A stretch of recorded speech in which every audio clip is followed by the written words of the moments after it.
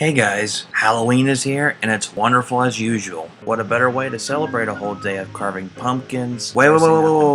I already said that. Who doesn't love it? The costume. No. I already said that too. Anyway, we all know what's going on with Halloween. Trick-or-treating, carving pumpkins, wearing costumes, and many other activities. Not that activity. We also like to watch movies and TV shows around that time. There are great horror movies, vampire movies, werewolf movies, movies that we watch for guilty pleasure, and some of the god-awful movies that just keep on coming. But there are so many good films that surpass over the bad ones. So sit back, relax, grab a bag of candy, get a drink, and join me on this segment that I like to call Halloween Movie Viewing.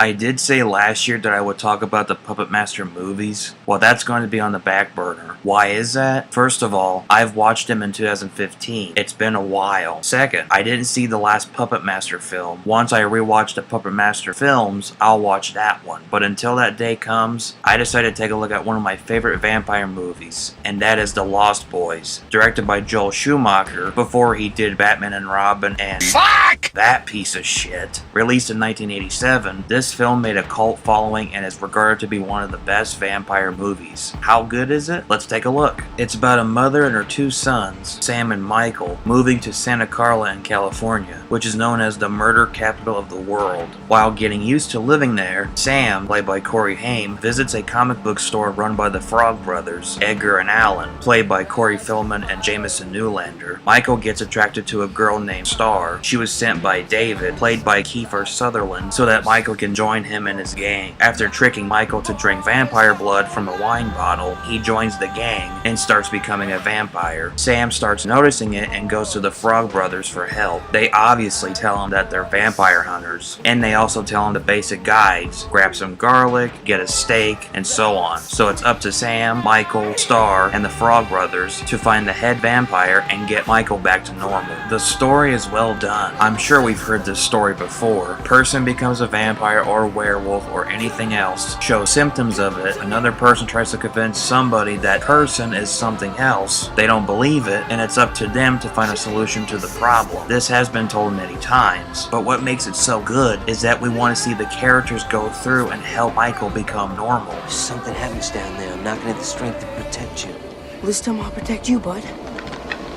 Even though you're a vampire, you're still my brother. What also helps the story is the characters. They are fleshed out and we can relate to them. Sam is witty, clever with a dry sense of humor. He's also good at a sharp comeback. First come, first staked. What was that? A little vampire humor? It wasn't funny. And he's a comic book fan, but not a fan of horror comics, which is funny. Michael is a quiet guy. He likes to lift weights and loves to ride his motorcycle. He's not your typical macho or stupid character. He's just restrained and quiet. It's probably due to the fact that him and Sam's mom had a divorce. The Frog Brothers read comic books to get any knowledge on vampires, and they become vampire hunters. Star is the girl that cares for the main lead. David and his gang are the typical bad boys that like to fool around, cause trouble, and they are also the characters that we love to hate. We also get to learn some new vampire traits. A vampire can't enter a house that's owned by a mortal unless he or she is invited, because it renders them powerless. Did you know that? Of course. Everyone knows that.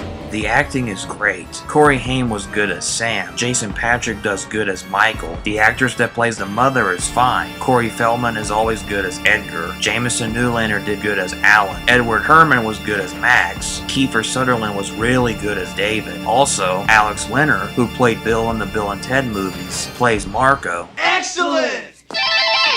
The sets and locations in the film are nice. The town of Santa Carla is just nasty and full of criminals. Once the credits start in the beginning and you see what the town looks like, it just gives you chills and leaves you unnatural. Look at this lady kissing a rat.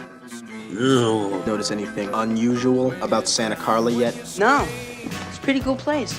If you're a Martian. Oh yeah, I'm sure that's normal seeing a person make out with an animal out in public, unless it's not this chick. That could have been God.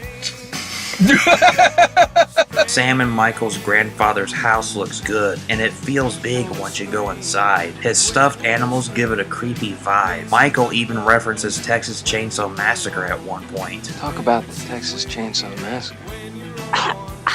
There are scenes where everything is quiet. You never know what's going to happen, and it builds up the atmosphere. The best part is that there's no stingers or jump scares that startle the hell out of you. The scene where Michael and the gang hang from the train tracks and start falling down into the fog is one of my favorite scenes. I'm afraid of heights ever since I was a kid. While this scene made me feel the weight of my stomach go down, I love how there's nothing down there but fog. Any scene with fog is always good. The flying sequences are good too. If someone were to describe what this movie is, they'll say it's a vampire movie with Peter Pan and MTV.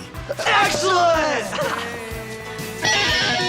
The effects are great. The practical effects on the vampires, including Michael, are well done. Every time you think of vampires, you think of these vampires. Well, there are more better looking vampires. I'm saying this one is better too, not these vampires. You don't see that much gore in the film, but when you do see the gore, it's nice. Some of them is quick, but at least you get to see the vampire effects along with the gore. The scene where Paul melts in the bathtub full of holy water and garlic and blood starts going through the pipeline in the house is just great and awesome. Weird, but amazing at the same time. The music in this film are good and catchy. At least the song Cry Little Sister is catchy, and it's one of my favorite songs. Whether it's this one or the instrumental version, it's still nice to listen to. The score is good. Whether it's a quiet scene, a flying sequence, one-on-one, and many other scenes, the score fits just fine. The film spawned a comic book series in 2008 called Lost Boys Reign of Frogs. The story is set between this film and Lost Boys The Tribe. I haven't read the comic books, but I might read them after I'm done doing this video. And speaking of sequels, I'm just gonna wrap up real quick on those sequels. Lost Boys The Tribe was okay. There are some parts that I like about it, but it doesn't hold up as a good sequel. I recommend seeing it if you're curious.